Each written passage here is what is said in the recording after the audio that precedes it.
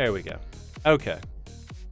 So I'm not saying this next comedian that we have on the show tonight is good, but Doug Stanhope opened for him. More on that story in just a minute. Hey, the alarm dog's in rare form. He's already bitten the guest once. It's good stuff. Gotta trust the alarm dog. Okay. So like I said, tonight's guest, Doug Stanhope opened for him. For him. We'll get more on that straight from Rick Shaw's mouth. We're going to start that interview in 3, 2, 1.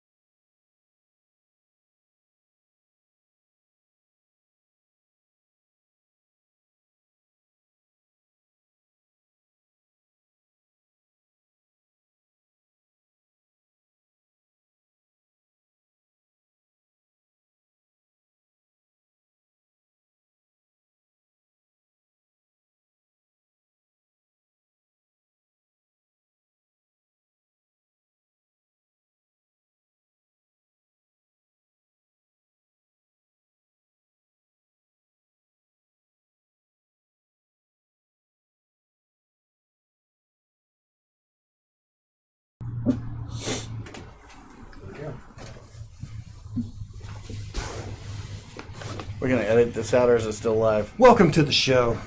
I'm Agent Dubsky. This is Rick Shaw. Everything we did before then was pantomime. I hope you guys got the general gist of what we were acting out. So, Rick. Yes, Dubsky. You've been a part of a number of discussions on Facebook. I have. Concerning hats. People saying, that's a fedora. You going, no, it's not. Well, no, that's a trilby. That's no, it's not. That's a pork pie is what I get a lot of. So if you could, like, this would break down Facebook because you don't have to use words. This is actual demonstration. Can you tell us what I have here and how that differs from what you have there? What that is? So this is a traditional fedora. Okay. This is a traditional fedora where the brim is going to be this is very close to this. This is like cousins. Okay. Because what you're going to have is a traditional fedora will have the bill down, but a short brim like this will have it flipped up. That's what I prefer. So yours is a fedora with a pork pie brim. No, because a pork pie is actually round. This is actually curved with an indent at the top and then indentions right over here. So it's very similar to that, but it just has a smaller bill, like right over here, and it just pops up. So I don't know why I chose this. I just like this hat.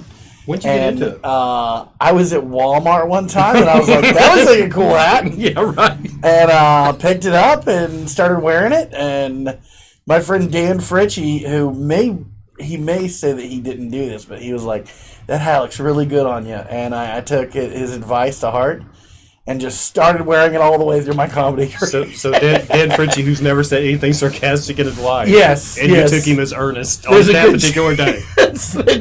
I may have based my entire look on a joke, but it's worked out for me. Is it kind of you now? It is part of me. I mean, if you like my wife, I always do this trick where I hand it to her and make her smell it.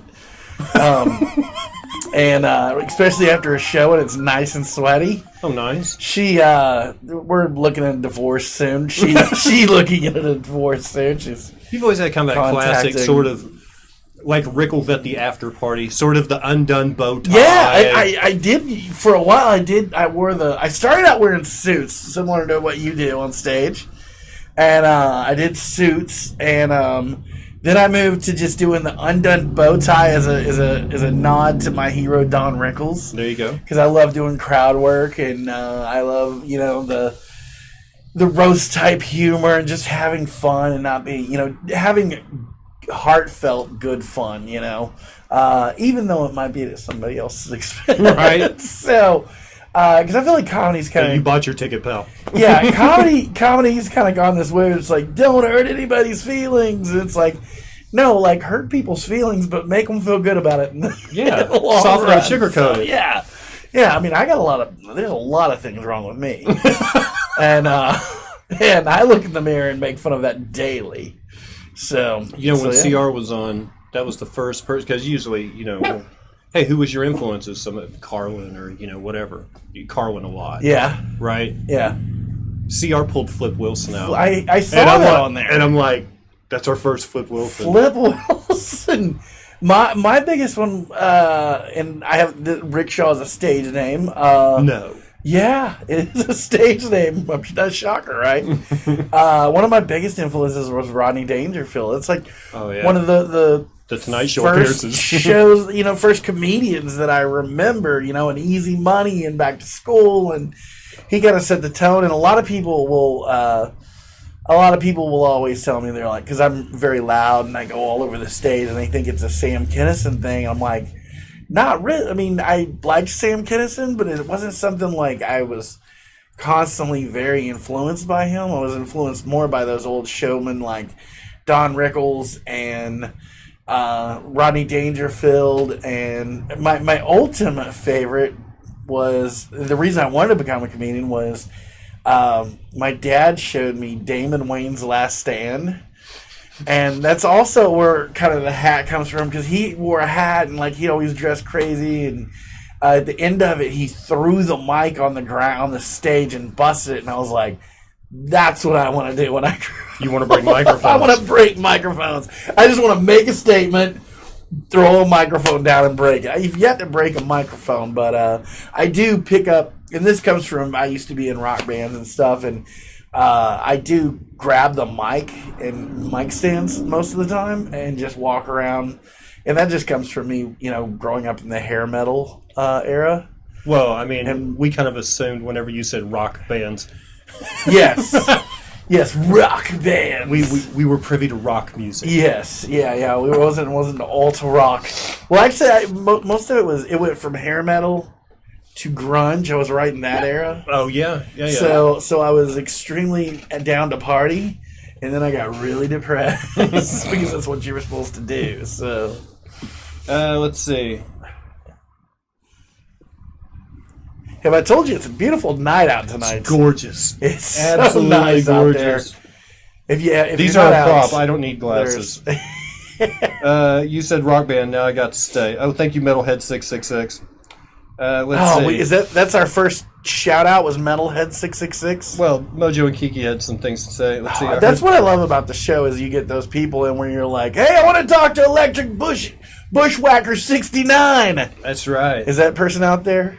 I'm sure you wouldn't be the first to use that name. I wanna give a big shout out to Anal Luigi. I just watched Jim Gaffigan's Noble Ape today. Oh yeah? He's talking about Guido Fister. Oh yeah.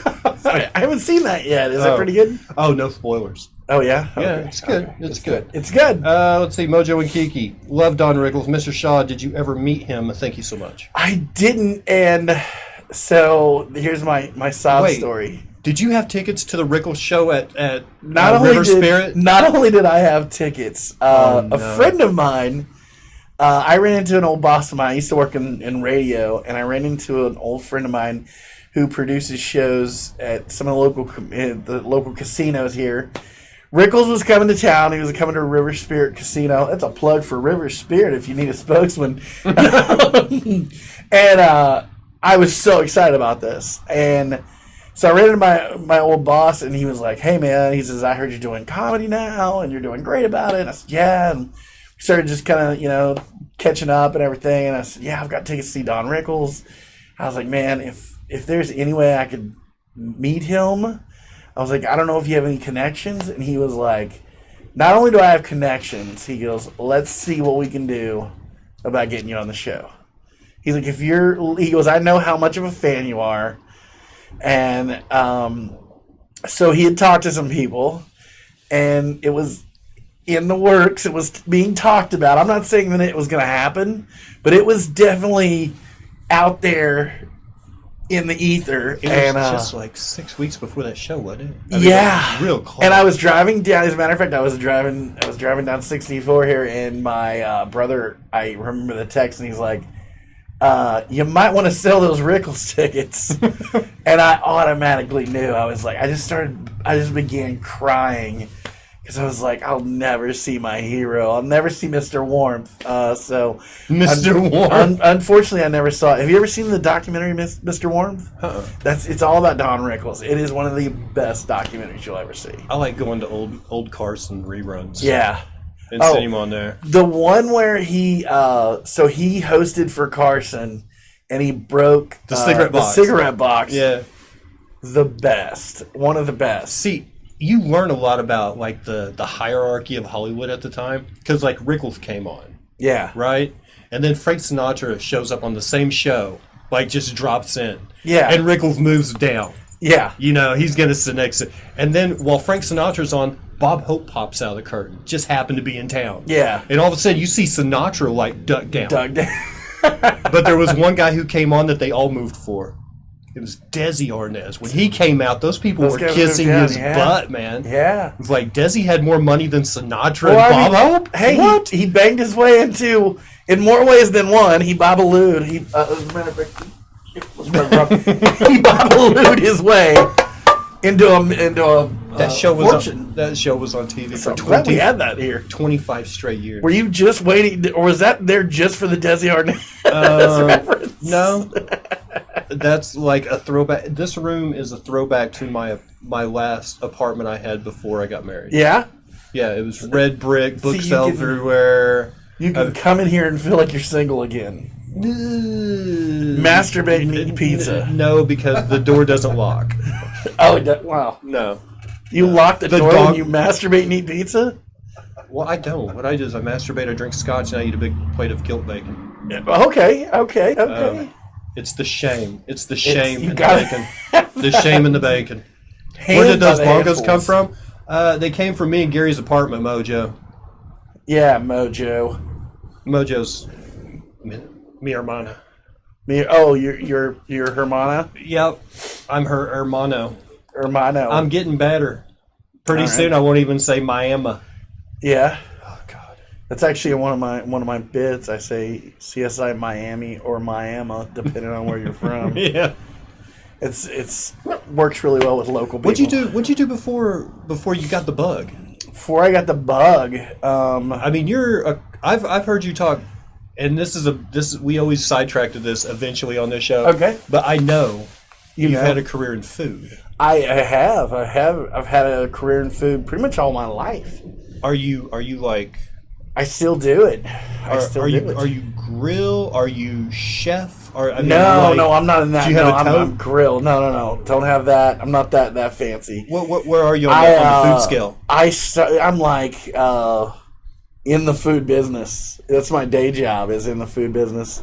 Talking food, selling food, those kind of things. I provide food. You're not making? No, not really. You had kitchen jobs, I've had. I started out when I was 8 years old. My first job was they're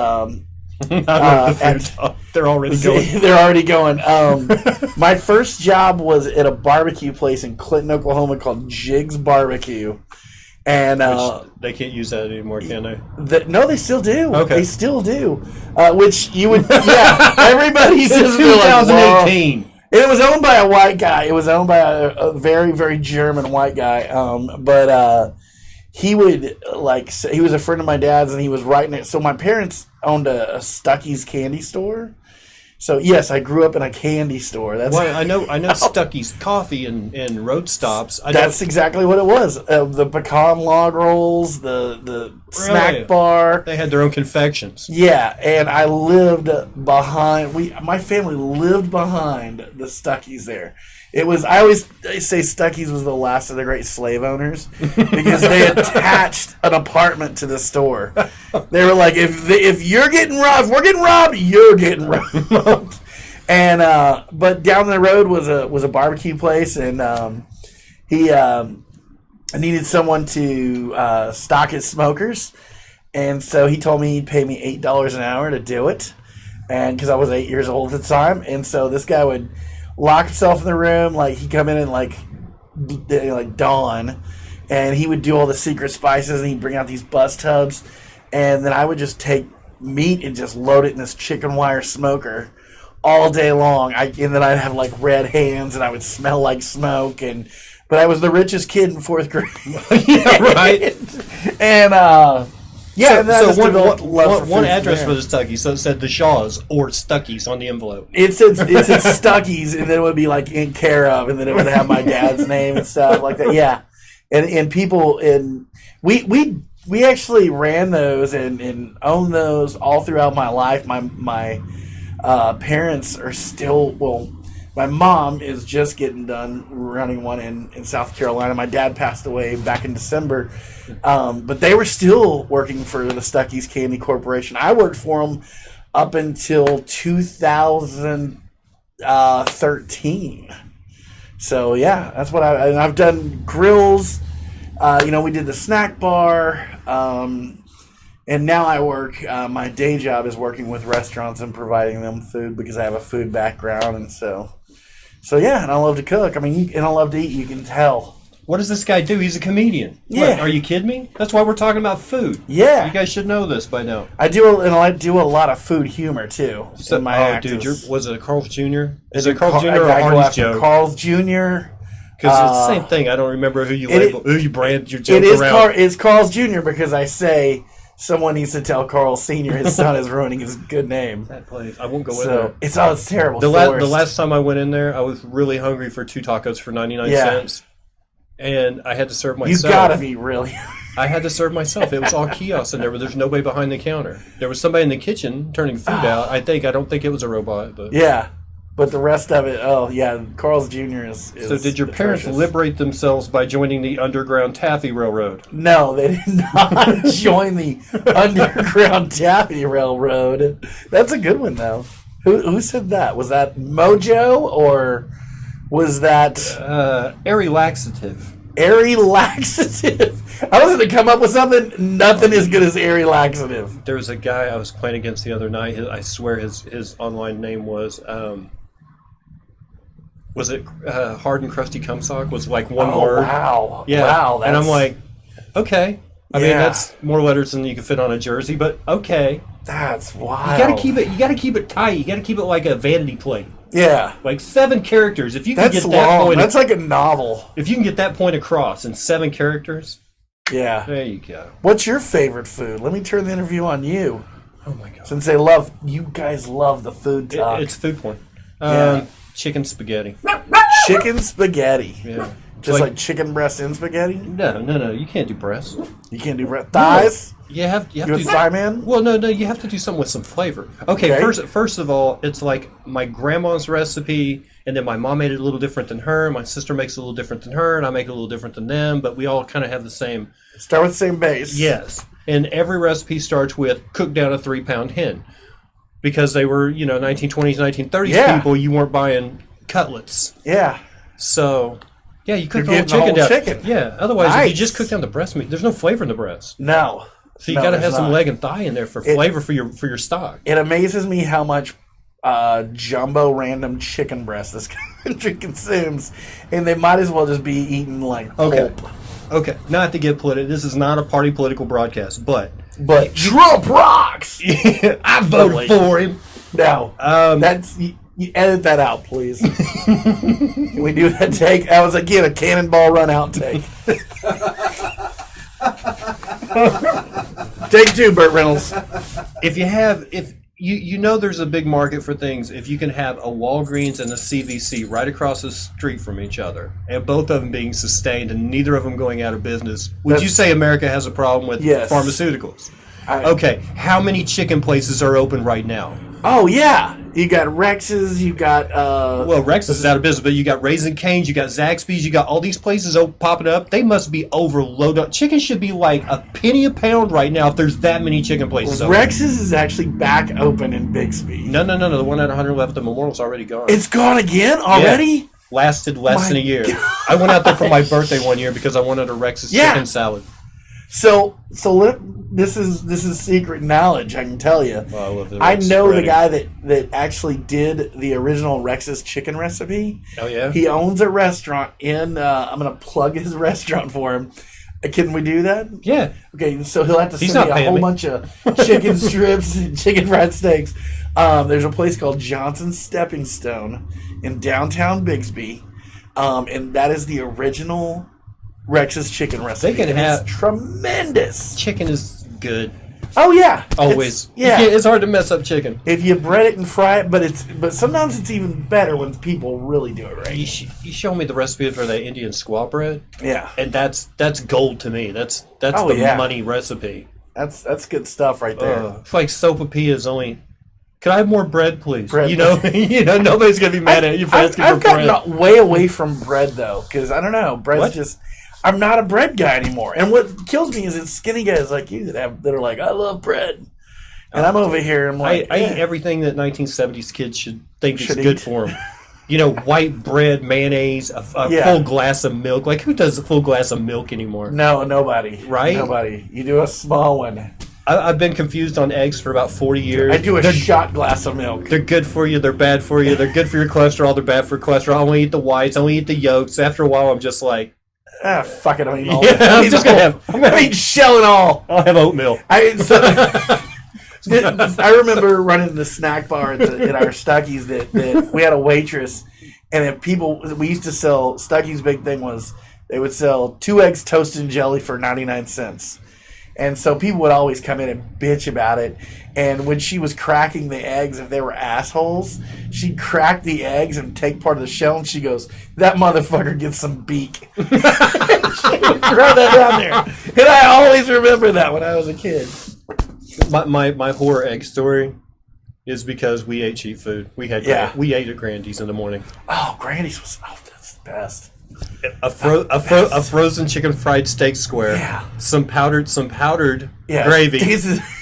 And scrambled eggs that they put on your tray, not your plate, your tray, because they thought it was good to feed you like Shawshank. Yeah. And with an ice cream scooper. Just big pile, round, perfectly spherical pile of oh god. The gravy tasted like You sawdust with water. You couldn't get a snowball to hold that shape. But for some reason Grandy's eggs do. Yeah. They were magical horrible. eggs. But at least we're not on these. At least we're not in Pennsylvania. We never had to deal with Scrapple. Oh, ugh. I think had I've it? never gone to Pennsylvania just because of Scrapple. I had it once at a food show, and I was How like, arrogant do you have to be to sit there and go, we're not happy with Spam. We want our own. yeah. We want to press our own Yeah. meat with lips and buttholes. No. We know you fucked this up. Step step back. Let me take it from here. We're Pennsylvania. Where's your MAGA hat? My MAGA hat. It was joking. I was joking. I don't have a MAGA hat or a MAGA hat. Who got you into it? Because I'm of the opinion, if you've seen this show before, you know how I ask people, so did you just want to get into comedy, or were you that guy that was, hey, Shaw, you're real funny. Maybe you should be a comedian. No. He may harass you into heckle you into becoming a comedian? Someone actually shamed me into becoming a comedian because I had taken one of the comedy courses in my 20s when I lived in Dallas. Oh, I was about to say, I've seen the pictures I was like stunned how many people were in that class, like Ty's in there, and Frank and you, and I'm like, well, no, I wasn't in this one. I was in one in Dallas. Oh, because I've seen pictures of you at the bin. No, I might have been in there just like talking or being at the bin, because we all used to hang out at the Looney Bin when I first started. Now nobody hangs out at the Looney Bin.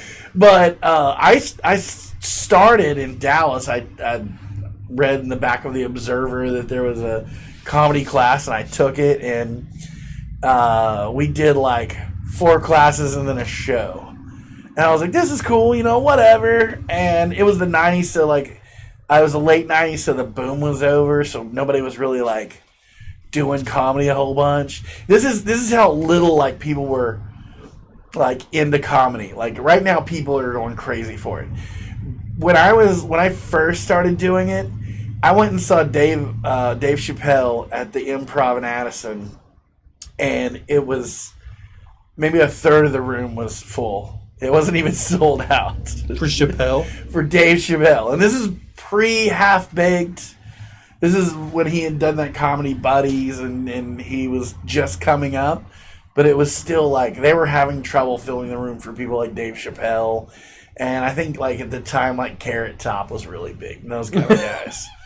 But and you didn't want to be a prop comic, so you... Yeah! And I think I got into like banging a chick from East Texas for a while or something, and then I kind of quit it and I didn't think about it, and then right before I moved back to Tulsa, I remember the place and everything. I was in Opelousas, Louisiana, and I was talking to a friend of mine, and I was like, man, I don't know what I'm going to do with my life because I'm just fucking fed up with it all. Like, I'm just so unhappy right now. And he was like, well, what did you want to do when you were a kid? And I was like, man, I wanted to be a stand-up comedian, because in the back of our Stuckies, I would climb to the top of the roof there and act like I was doing stand-up.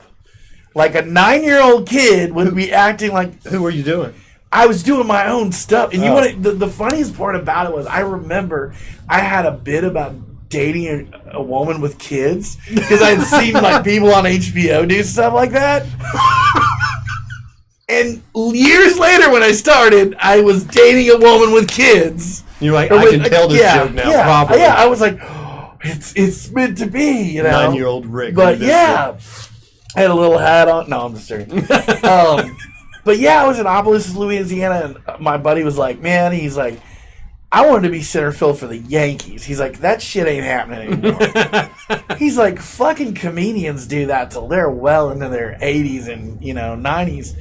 And he's like, if you don't start doing it, I'm going to call you a pussy. I'm going to call you up twice a day, call you a pussy. Every time I see you, I'm going to call you a pussy. I might start punching you in the face. He's like, if you don't do... He's like, I know you. I know you're funny, dude. He's like, I know that's what you've always wanted to do, because anytime you're at a party, you take over and you're the center of attention and you're performing anyway. And he's like, you need to find an open mic and do it as soon as possible. And I got off the phone with him. I got on my computer. I looked up, because I was living in Dallas at the time, and I looked up open mics in Dallas, and there was one on that Wednesday night when I was going back from Opelousas, Louisiana. I was traveling with my day job, and I literally got in the car the next morning, packed all my shit, got in the car, wrote from Opelousas to Dallas like a 5-minute bit. I didn't even go home. I just drove right to this place called the Backdoor Comedy Club. I drove into the parking lot and I went straight in. I was like, I'm going to do this or my friends going to call me pussy. And went in and I had this 5-minute bit, and I think it was something like the State Fair mascot had just burned down, so I did like 5 minutes on that. And Big Tex had just burned down, so I went in, I did 5 minutes, and I came off, and they were like, everybody was like, yeah, you did really good, you were really good. And so after that, I was kind of like, oh man, I got the bug, you know. And I ended up moving. That same friend called me and was like, hey man, you should move back to Tulsa. And I was like, okay. And so once I got up here and we moved up here and everything, he's like, are you still doing the comedy? And I was like, and he's like, okay, pussy. And then he started doing it every day. He was like, hey, pussy, have you gone to the open mic? So finally I signed up for the one at the Looney Bin.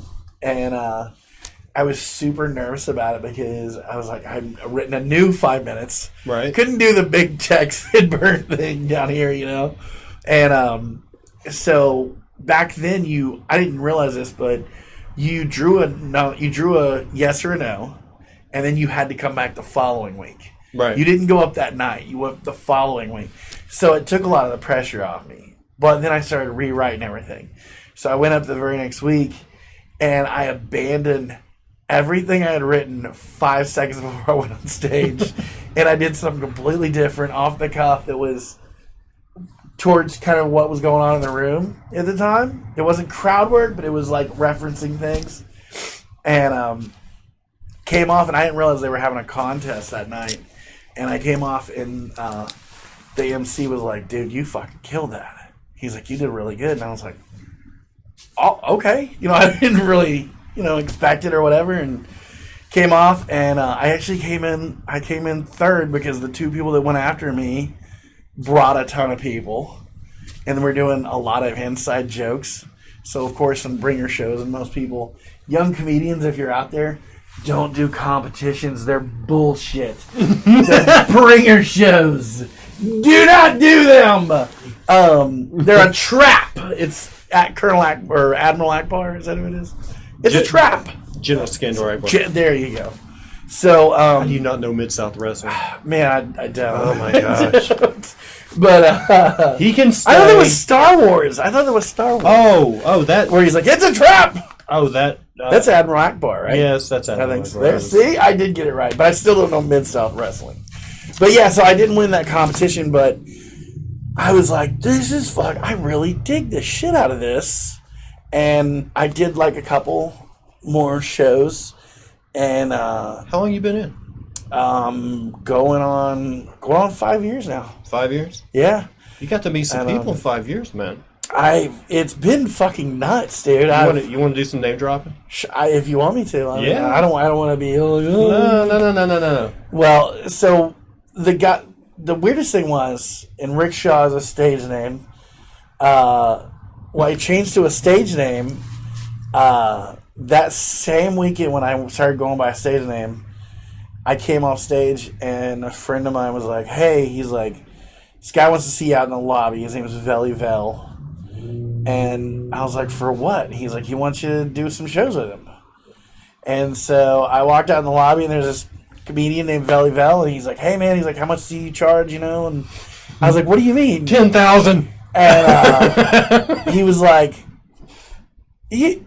are you just an open micer? And I was like, yeah. I was like, I just do an open mic. He's like, I thought you were a feature. He's like, oh shit. He's like, you got to come with me. I'm going to get you paid. And so I started doing shows with Veli Vel and like getting paid like cash. I was like, people will pay you for this? This is amazing. You know? Fun. And, but in that time, I got to open up for Miss Pat. I don't know if people know Miss Pat, but she was on Last Comic Standing. I got to open up for Tony Hinchcliffe. Who's Tony the Pony? Yeah. He nailed me at Blue Well for walking in a suit. You opened that show. I did, and I emceed it. And if you're a Tony Hinchcliffe fan, he's just as narcissistic as he is in real life as he is on stage. Never could tell. I mean, everybody wears gold Air Jordans. Yeah. The two biggest ones, or the three biggest ones that just like, I just sat back and was like, what the fuck? Is this really my life? Was I met Doug Stanhope in in Fayetteville one year at a show, and I was talking to his girlfriend, and she was like, I want to come to Tulsa and hang out with Rick Shaw. And so Doug was like, hey, and he looked over at his manager, and he's like, Chaley, he's like, get this guy's information. We're going to Tulsa the next time we come back around. And I thought they were just bullshitting. And sure enough, I saw that they were coming to Oklahoma City, and then they were going to go to Fayetteville. And I hit his manager, Chaley, up, and I was like, hey, you guys have you're going to Oklahoma City and then Fayetteville. I was like, Doug said he would do a show. I was like, I'll put on the show. And he was like, yeah. He's like, so we've already got something booked, like, really close in there. He's like, so Doug said we're just going to make it the last show of the tour. And so when they got done with everything else here, they stopped back in Tulsa, and it was Doug and two other comedians. And you were saying, this goes back to the part where you were saying that I opened for Doug Stanhope. We were getting the show ready, got everything set up, tickets and everything. People were coming in, and I asked Doug, I was like, so am I just doing 5 or 10 up top, And he's like, no. I was like, oh, shit, he's going to kick me off the show. He's going to be like, fuck this local loser. Right. And he goes, no. He goes, I'm gonna get up. I'm gonna do like 10 to open the show. Then I'm gonna bring on this guy. He's gonna do like 15 to 20. I'm gonna come back. I'm gonna do another 15. Bring on this guy. He's gonna do another 15 to 20 or whatever. Then I'm gonna come back on, and I'm gonna do like a 10-minute bit, and then you're gonna go on. And I was like, I think you just said I was going to go on last. And he was like, yeah, you're going on last. And I was like, I know you drink, Doug. I know you drink, but what the fuck? And he was like, dude, you put this show on. He's like, you should go on last. It's like, it's your show. And I was like, yeah, people weren't like buying tickets because they were like, oh, Rick Shaw's there. oh, Doug Stanhope happens to be there. Oh, all right, I guess so. And so he was like, no, you're going last. And he's like, that's all there is to it. And I was like, okay, great. And he goes, I'm going to tell you why after the show. And so we got up, did the show, went great. Came off, and me and Doug were sitting in the back area or whatever. And he's like, here's what I want you to do. You got to promise me you'll do this. And I was like, yeah, what is it, man? And he's like, anytime you send one of these comedy clubs your resume, you put Doug Stanhope open for you. He's like, because I want those motherfuckers to be like, this guy's amazing. Right. And he's like, because he's like, another thing is, he's like, a lot of these club owners don't like me. He's like, so I don't want you to say that you opened for me, and the thing that they might think I'm linked to you, he's like, and give you a bad name. And so he legitimately said, he's like, if you want to put that on your resume and, let people know that, he's like, and Shelly will confirm it. Didn't you just get through batting around with Jeff Ross, Dave Attell? Yeah. I got it. Well, and I got to work at the Cherokee Casino. Shauna was part of that, right? Yeah, Shauna Blake was on there. The Cherokee Casino over in Siloam Springs, Arkansas, I've done some emceeing and stuff for him over there. And so the girl that books that room is an amazing person. Hi, Lacey, if you're watching, or if you're not watching, hi, wherever you are.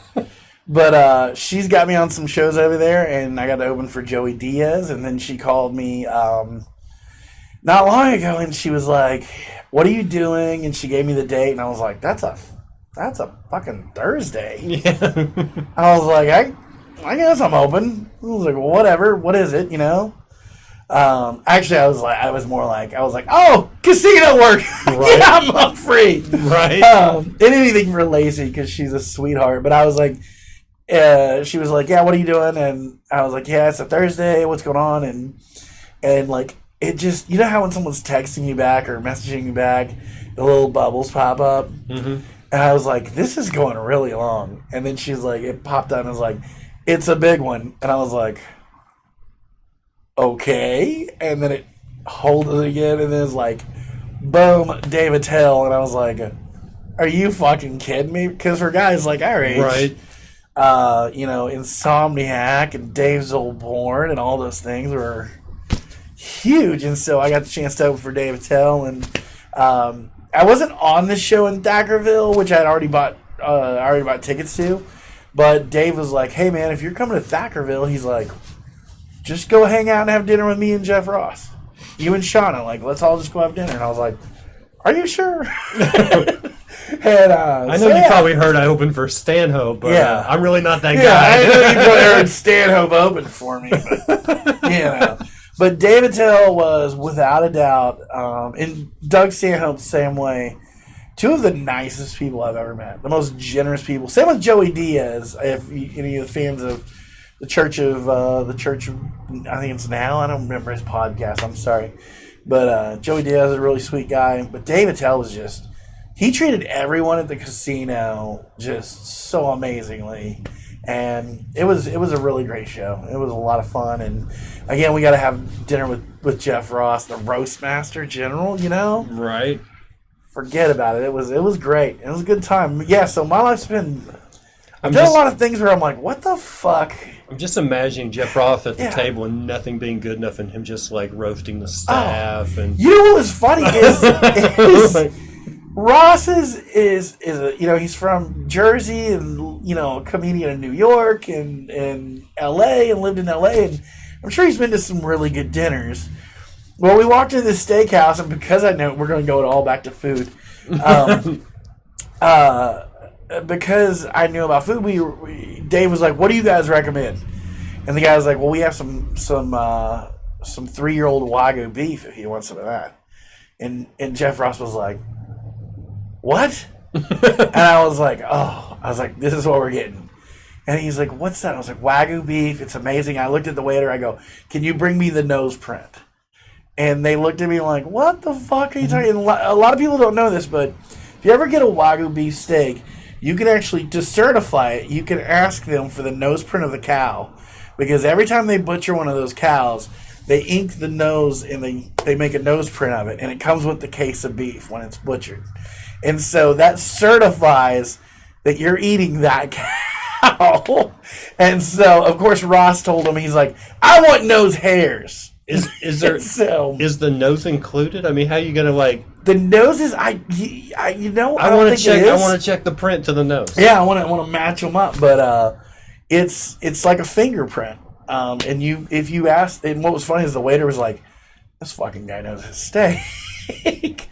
But yeah, and Jeff Ross had never eaten a Wagyu beef steak, and I cut some off for him, and he's like, "Holy shit." Is it just seasoned for 3 years? No, so Wagyu beef is cows that are raised in Japan. Right. They don't export them at all. They are massaged. Some of them are fed just beer. Some of them are fed milk. There's like all kinds of different stuff, but they listen to classical music. And the muscle tissues and the fibers are impeccable. I mean, it's the marbling on these steaks is amazing, and they're treated better than a lot of humans are. And so they're massaged like that, and when you get it, it's so tender and very little seasoning, very very little done to it. You want to eat it, medium rare to. So people freaking out about David Tell and Joey Diaz's The Church of What's Happening Now. The Church of What's Happening Now. Yes. That's funny because I went to the school What's Going On. Yeah. And the School of Hard Knocks. Yes, The Church of What's Happening Now. It's a good podcast. I just can't remember the names of the podcast. So, I mean, that's a pretty steep climb in a short amount of time. Where do you go from there? What's next year? I mean, you know what I mean? Like, if you had goals, like I would have a goal, it'd be like, yeah, I want to perform with David Tell. Check. Now what? You know what I mean? Man, I was hoping to get interviewed by Agent Dubsky. Boom. Happened. It's a good way of closing out 2018. Ride that wave. Exactly. Ride that wave. Man, I don't know. There's I mean, I guess the ultimate goal is just to transition to full-time stand-up and not have a day job to pay the bills. If you can, if you can live off of comedy, then you're doing good. And I'm not crushing anyone here because everybody's got their job, but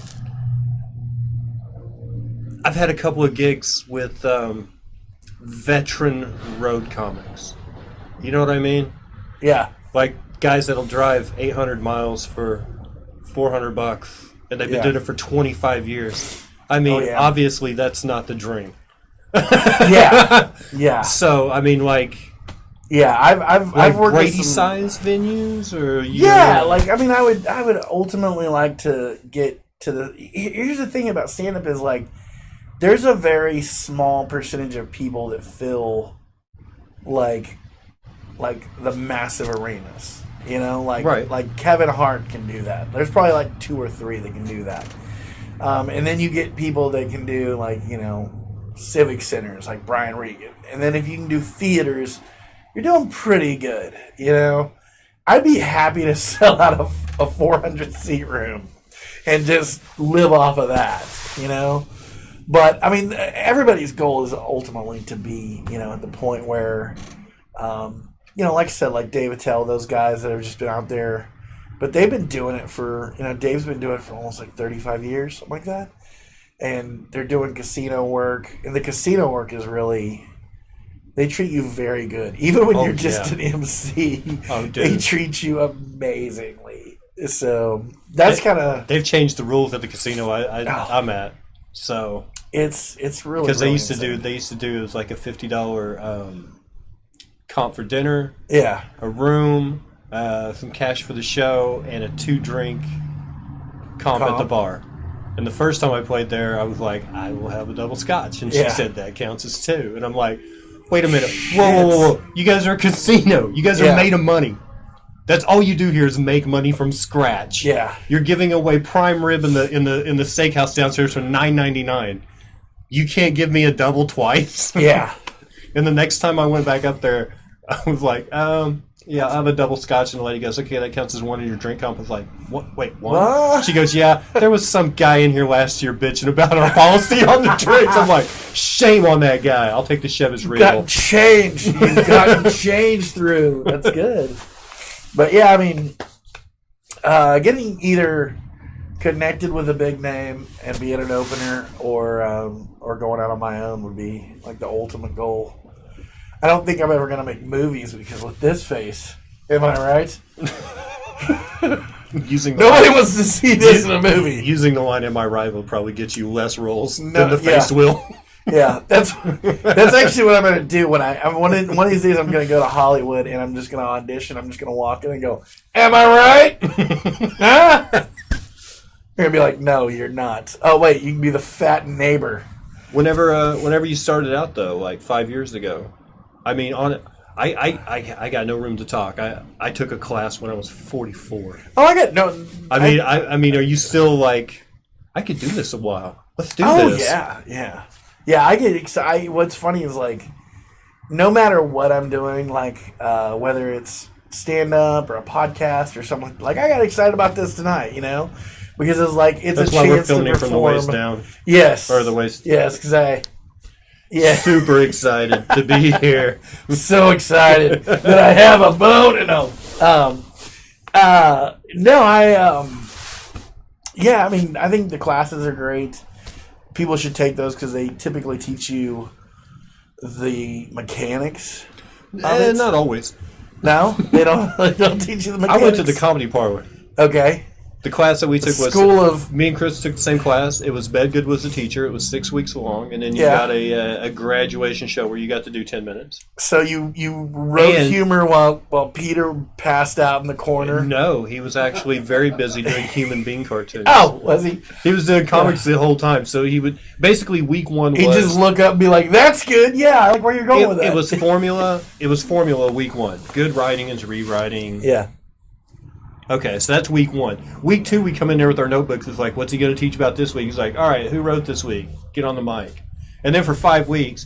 But, I mean, for the cost of the class, you got 6 weeks of you didn't have to be part of the sign-up for the Comedy Parlor open mic. You were automatically got a spot if you were in that class. Yeah. So for 6 weeks, I got free spot on the open mic. I got a 10-minute graduation. It was like, Yeah. That's a good start. and I got to meet 8 other comics. Yeah, and like, Peter in comedy, it's a lot like high school because you're like these are the people I came up with. Yeah. You know, you're like these are the people I started with. Like I started with Zampino and Andrew Deacon, and CR's a little bit ahead of me. But he's like that senior that hangs out with everybody. But I started with like Deacon and Zampino and Fritchie and those kind of guys, and a lot of people that aren't here anymore. But and Billy Bizarre and some of those guys, and so I was amazed how many comedians there were when I first got into it, and I'm even more amazed 3 years later about a lot of those guys don't do comedy. Yeah, it's like, wait a minute, that guy was an animal. He was all about it. He was living the lifestyle, and it's like, where do you go? Yeah. So it's weird that... It's like having a restaurant. Like, you're always going to need applications. Yeah. Because you're going to lose someone at least once a week. Cooks. Yeah. You're going to go through some line cooks and some waitresses. Yeah, it kind of makes me not mad, but like, it's frustrating because when you've dreamed of doing this your entire life, and then somebody's like, I wanted to take a public speaking class, so I took a comedy class, and now I'm opening for. You're like, God damn it! You know, but I mean, it's. Are you a work hard? Are you a try hard guy? I mean, do you do a lot of writing? God, or you no. God, no, I'm not. It's natural. I wouldn't say it's natural, but you know what I mean. Like, you can see people like. There's some people that make it look so effortless, like TJ.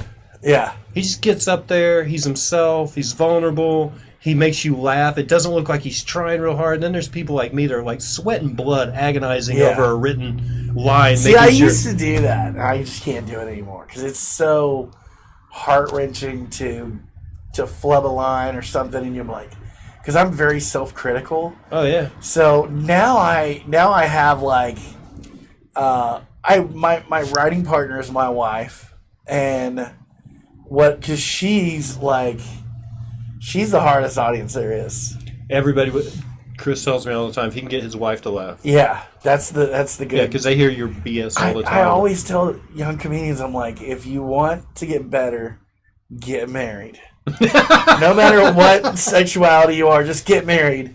If you have somebody that hates you and loves you that much, it's going to sharpen the shit out of your talents. You're going to get better eventually. And because my wife we'll find a thread, and then we'll start, and if she laughs about it, I'm like, this is going. But I typically I don't write set lists till maybe 5 minutes before I go on stage. I also like to read the room. I like to just have a set list, just like some bullet points of what I know I want to hit, some lines where I'm like, okay, I don't want to hit this. But for the most part, I want to go out there. I want to read the room. I want to see it and kind of walk the room and feel what's going on. And then put that in there, intertwined with the rest of it. Where do you do your best writing? Is it while you are driving? Not really. I don't do a lot of angry. Really. I don't do a lot of angry comedy. No. I'm not like Lewis Black. Yeah. And every time I'm in my car, I'm usually angry. Yeah. So it's really hard to write when you're too busy honking, I'm giving usually, people the finger. I'm usually too busy on my phone when I'm driving. Really? Trying to kill myself. And just check and see what smoking takes too long. Seeing what's going on Facebook. What? Oh, that's kind of funny. But no, I don't.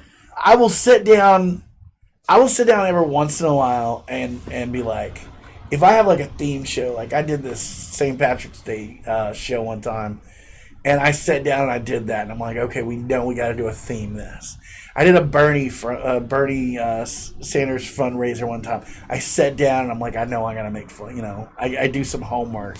But for the most part, when I'm writing, it's just something that will happen in conversation with me and my wife or me and a friend, and I'll be like, put that in the bank. Do you worry about the future of comedy come back at all?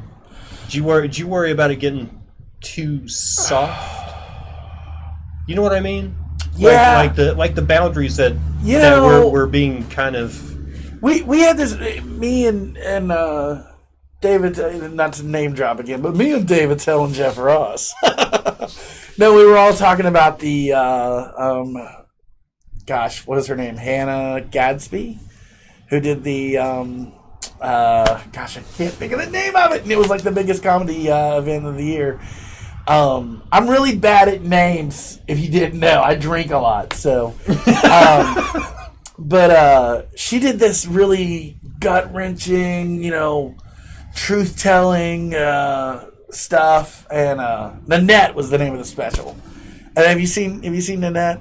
So like everybody was like, that's where comedy is going to change. It's going to go there to just storytelling and just complete like notebook diary, just letting everything about yourself. Which there's a place for that, and I thought that was a great special. I thought Hannah did a really, really good job. But there's a lot of the younger generation that thinks it's just gonna be storytelling. Well, like if you go to a restaurant, most everybody's on their phone, right? Yeah. And they're absorbed in whatever little world they have created in their phone. And they're not people watching anymore because there's tons of ignorant shit going on all around you. Yeah. Just like, put your phone down and look over there at the guy with the lazy eye. That's Sarah Tianan, a comedian from LA, said it best one night when she was here for Blue Whale. She was saying that the best thing that she does to keep things going for her is she just goes out and experiences things. Yeah. Like I'm going to see the country group Alabama after I'm done with this. Why? Because it's Alabama and I want to see what's going on at the casino and the group of people that will be there watching Alabama. Because it's going to be tremendous. If I had only known they were coming. You would have. No, I would have invested in denim. Every place is sold out right now. Oh, yeah. You couldn't find a denim jacket in this town for nothing right now. Denim and Mountain Dew. Denim and Mountain Dew. It's a magical time because Alabama's in town. The McRib is back.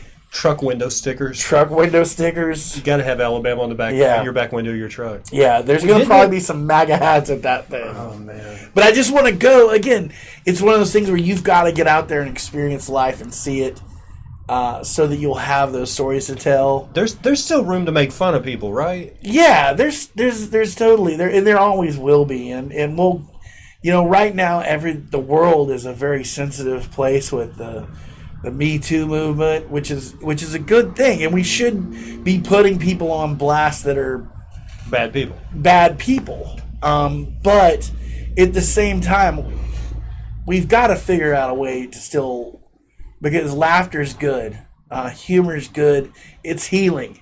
There's a lot of things that Gilbert Gottfried doing the aristocrats joke. Yeah. Right after he bombed about his flight being delayed. Yeah.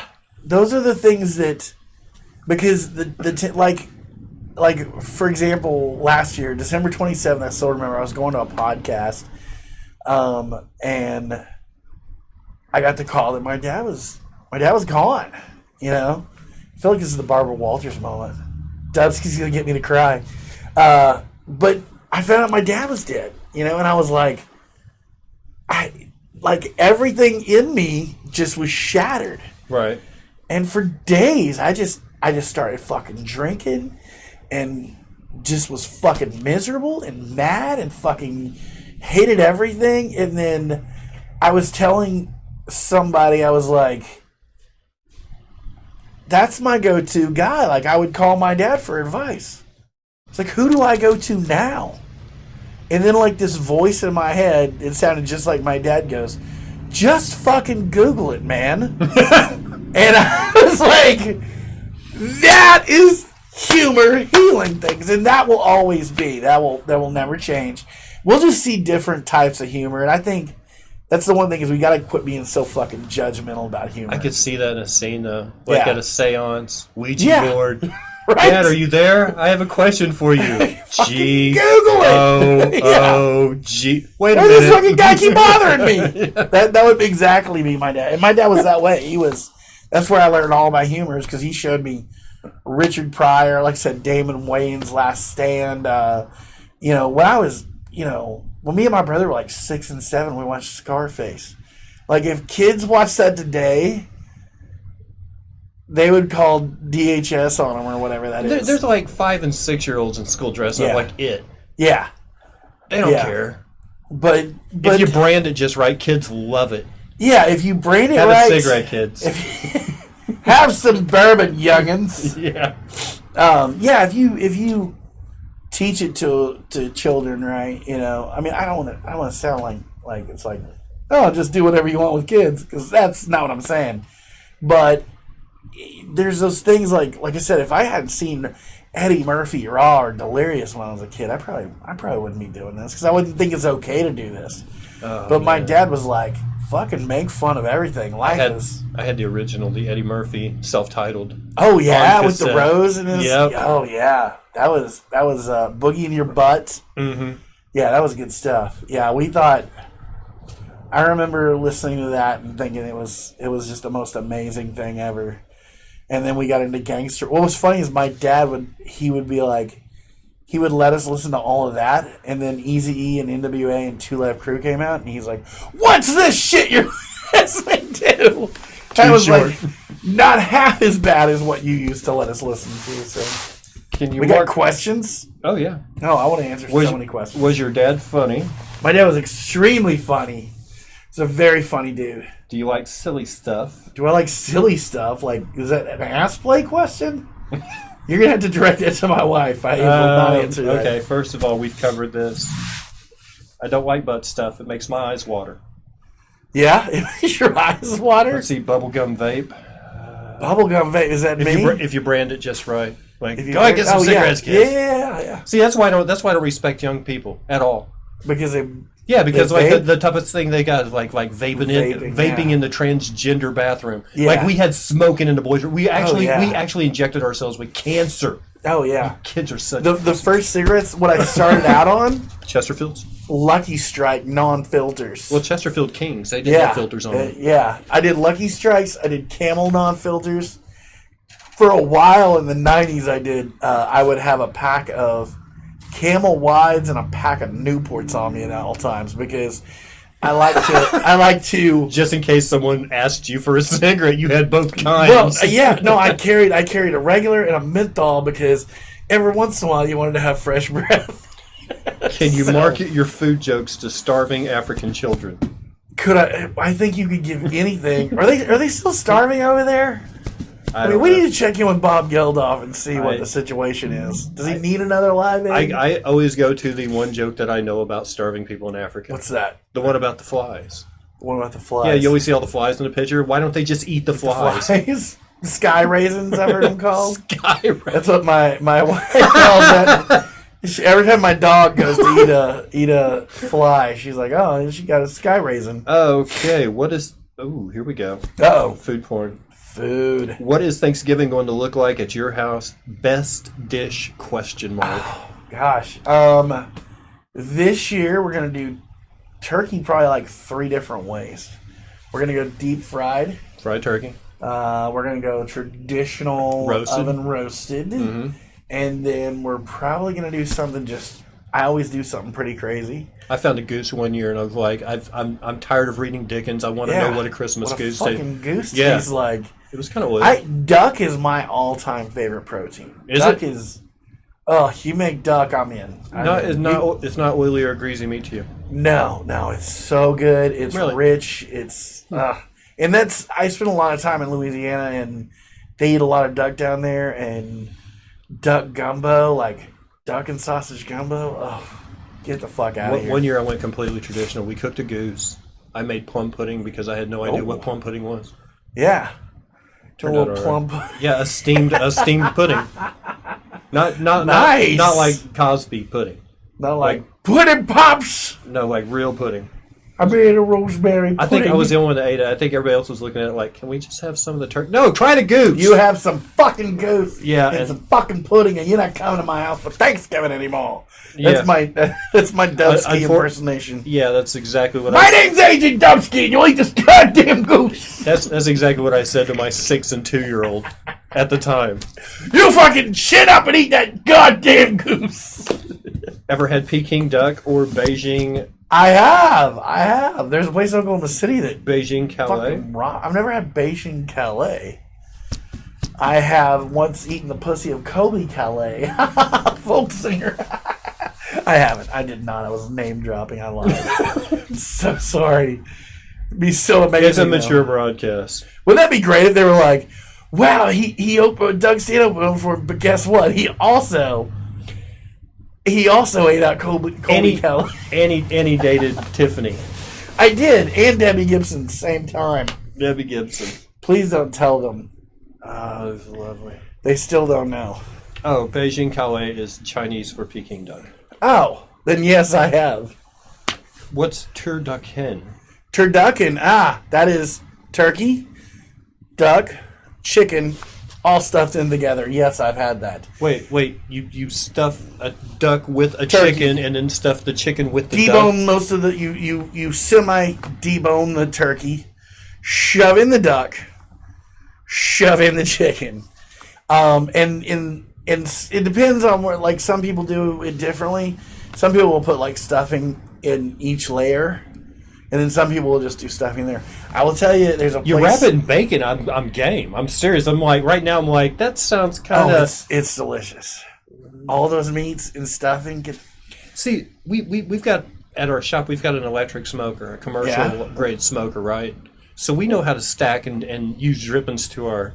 to your advantage? Oh, yeah. Like the basically the butts on top, the hams. Okay. Let them drip down on the ribs. Let all that drip down on the brisket on the bottom. You know, I mean, I get that, but I'm thinking like chicken that's had duck and turkey dripped on it. Just all in one. It's just all in one big thing. It's just like suitcased in. It's kind of like a Russian nesting doll, but for meat. So you would probably like. There's actually a place in South Tulsa. I should be getting some major commercial money. A-Bears, if you haven't been to A-Bears. A-Bears meat. Yeah, he does a turducken sausage. He does turduckens, but he does turducken sausages. Do you like the? Do you like some of the? Kind of, like there's certain times of year where they actually produce certain items. Like Fazware Hall for St. Patty's Day, they do a corned beef hot dog. Oh yeah, I like all kinds of weird shit like that. It's like weird. It's like corned beef stuffed in casing. Yeah. Instead of using like not coleslaw, but like sauerkraut on top. Yeah. None of that. Yeah. They use like a little bit of crisp cabbage and grilled dill pickle and onion on top.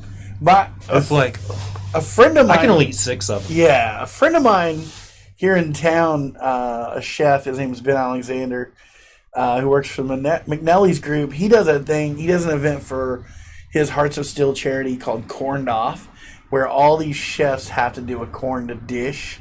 So it's not just corned beef. You're gonna get corned duck and corned chicken wings and corned brisket. Corned beef is like a different kind. It's pastrami that's like a day or two. It's the way they brine it and the seasonings and stuff that you put on there. They have an Oklahoma turducken. It's meth inside a joint inside a crack pipe. Inside a crack pipe. I had 2 of those on the way over here. Raised the Alabama man. Way to go. Who was that? Airy Laxative. Airy Laxative. Really, you're doing good tonight, Airy Laxative. Ben Alexander is the chef for the tavern. Yes, he's not actually the chef anymore. He's the now he's actually over all the McNelly's group. Is he? See, I topped you. You thought you fucking knew. I fucking know. What do you got coming up, man? You got some good stuff. I mean, this is plug time. You've done the name dropping. You've explained the hat. We've talked about food porn. Talked about food. Talked about history. Where's comedy going? I almost cried.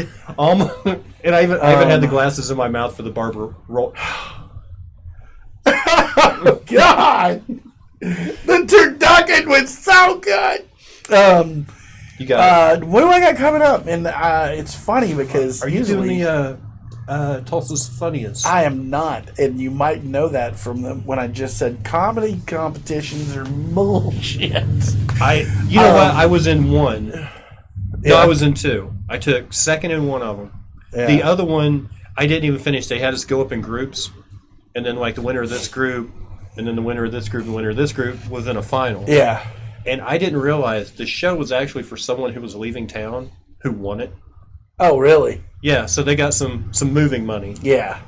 And I didn't Yeah, realize I didn't realize that my thing. ticket to get in that night was helping them move. Not to be the fucking magician that shows the trick, but most of the time that's what's going on. There's some kind of thing. You've never heard people be like, "Oh, tonight you're going to see Jerry Seinfeld."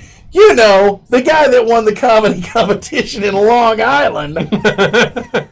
You know, you never hear people say that. You know, you do it on you're either funny or you're not, and you battle your way through the system, and you do good.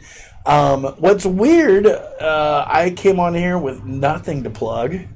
No podcast, YouTube, No. website. I do a podcast every once in a while, but I don't do a podcast. It's the one with CR, right? Yeah, I'm sometimes on the I'll put open that mic link- reject. Yeah, I'll put that on the link for the video. I do like the third mic on there sometimes. That's fun. I'm actually going to take some time off and attempt. We were talking about writing earlier. I'm actually going to take some time off and attempt to do some writing, and just. I do this quite a bit, and Ryan Green always makes fun of me for quitting comedy. But I'm just gonna take some. I like to take these like sabbaticals. Use the Rick Gutierrez writing. I've done that before. That's a great fucking trick. If y'all don't know about the Rick Gutierrez tic-tac-toe method, I've discussed on this program, and I'm pretty sure Gutierrez, who usually charges for a 3-hour seminar, pissed and how he off. does. I don't know. he's like that fucking dusty I don't know. motherfucker. You told 9 of us outside the loony bin. That's a great tool though. That's a really, really good tool. I don't know. Have you explained to him what it is? Yeah, I've explained to other comedians here what it is. Well, if you don't know, we're not going to tell you on this fucking podcast. No. Go back and watch the entire first season of Agent Dubsky Friday Night Live We're on actually changing Netflix. it. We've got one more episode of this. I'm getting off for for Thanksgiving. I'm not doing one next week, and then Dave Short will be my last of this series. Oh my God. Of this series. Why are you doing that, Pot? Why are you doing that? Why would you film Dave Short? This is the part where if any comedians come on and talk shit about other comedians? Not yet. Really? Because that's one of the things, like, people are like... I have promised...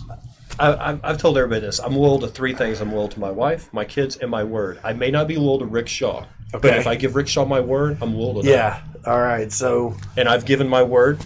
That you won't... No. Start shit? No. Not that I won't. Just I've given my word that everybody has a platform to come on the show and make themselves look good. That's... you're that's good.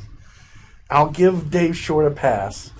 But anybody that wants to watch the show that night and troll is more than happy to. Oh! That's November. That's November 30th, by the way. No. And then I'm taking all December off because I've got like casino shows in December, and then I'm coming back in January. And me and Bedgood were talking about the closest thing this thing resembles is an '80s cable access TV show. Yeah. So when we come back for series 2, it's going to be called Public Access Live. Nice. And that's how we're probably going to brand it moving forward. I like that, because then you can broaden it out. If you don't want to do it on a Friday, you can do it on a Tuesday. Or if I don't want comedians on, if I just want like, do anybody. Hey, this guy down here's got a potato chip that looks like Abe Lincoln. I found a fucking homeless guy, and Whiskers works down the road from me. I said, "You'll work for food. Well, get out here and tell us your story." Yeah, you can do just about anything you want. Yeah, I'll never be short of guests if it turned into a public access show. Yeah, I shouldn't talk shit about Dave Short. I don't want to talk shit about anybody except for the following people. No, there's kind of a joke, and everybody gets in fights in the comedy scene, but a lot of people are like, "You're not a Tulsa comedian until you've had a fight with Rick Shaw." Really? So, yeah, but we've always got along tremendously. I feel like that explains a lot. You know, why I'm not a comedian. That's why you're not doing well in this town. We need to go out and punch each other in the front lawn. Dave Short looks like Uncle Fester on a meth bender. Oh! See, he didn't say that. I didn't say that, but whoever did, I would like to kiss you on the lips, French style. Was it a dude? because I'm gonna have to. I'm worried about that. I'm not that worried about it. I don't think women use laxative in their name. No, that sounds masculine to me. I don't know. There might be a chick out there.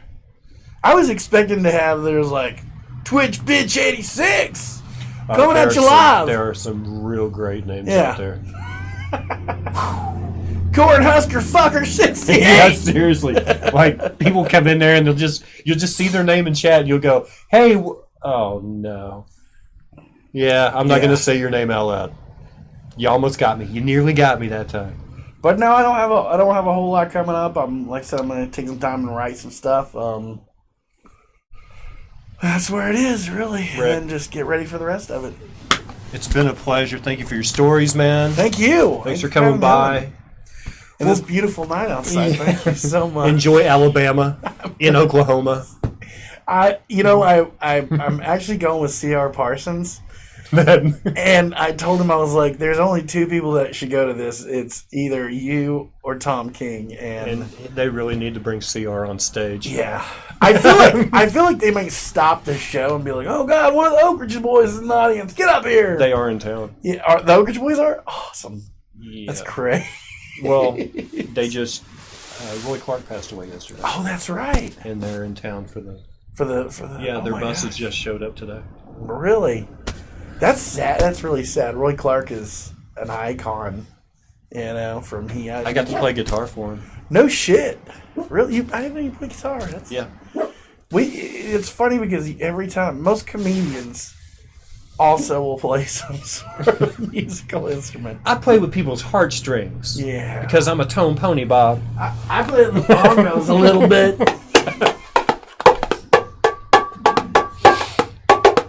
Babaloo!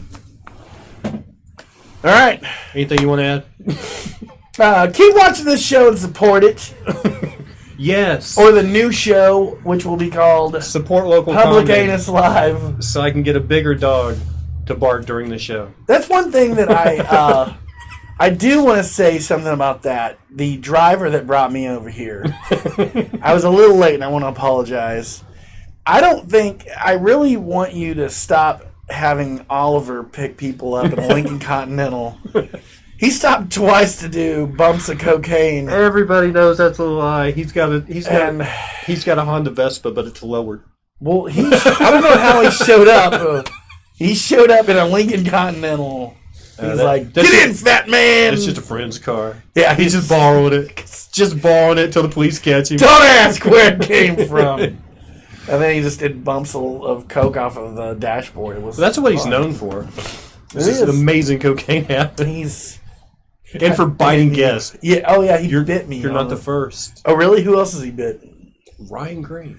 Oh, I feel. And for no other reason but Ryan petted him. Really? Yeah, just reached down there, got him behind the ears, and he kind of. The funny thing is that dog doesn't tear up anything.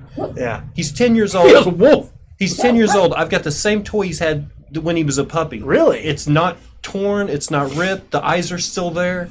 Like, he doesn't... He gets you, but he doesn't get you. Yeah.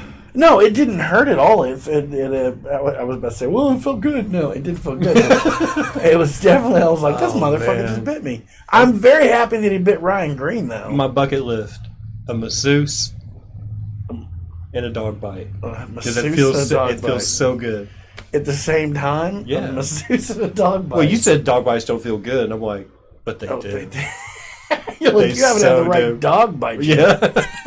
Oh, okay. I married mine. Yeah. There you go. Rick, thank you so much. Thanks so much. We'll be back in a minute. I won't be. I'll be gone. I miss you all.